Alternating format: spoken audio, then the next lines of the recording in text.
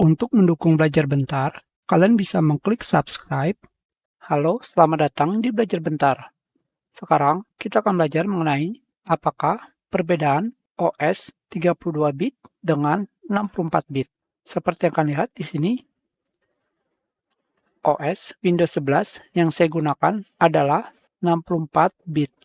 Jika kalian menggunakan 32 bit, program filenya hanya satu. Jika 64 bit akan terdapat dua folder program file, yaitu folder program file saja dan x86, yang berarti 32 bit. Perbedaan lainnya,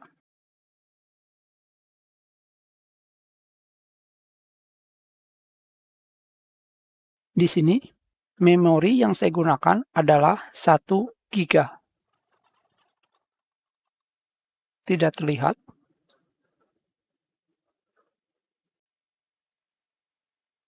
Seperti ini.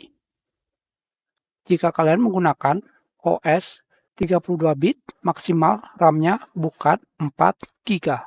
Kita matikan OS-nya.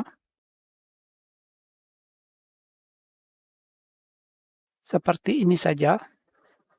Dan kita tambahkan RAM-nya. Misalkan 8 GB atau lebih dari 4 GB seperti ini. Kembali kita jalankan.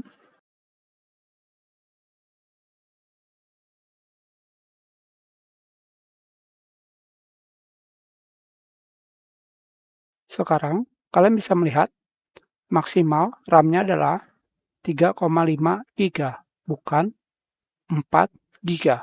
Tentu saja jika kalian menginstal aplikasi 64 bit tidak akan bisa. Jika saya melakukan instalasi aplikasi menggunakan versi 64 bit, yang terjadi adalah akan terdapat keterangan aplikasi ini hanya berjalan pada Windows dengan sistem 64 bit. Silakan menginstal versi 32 bit dari aplikasi yang kalian gunakan.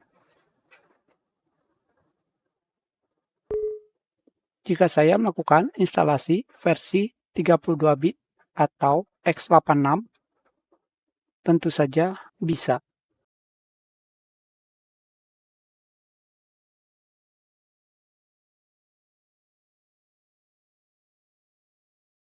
Kita sudahi pelajaran kita. Terima kasih.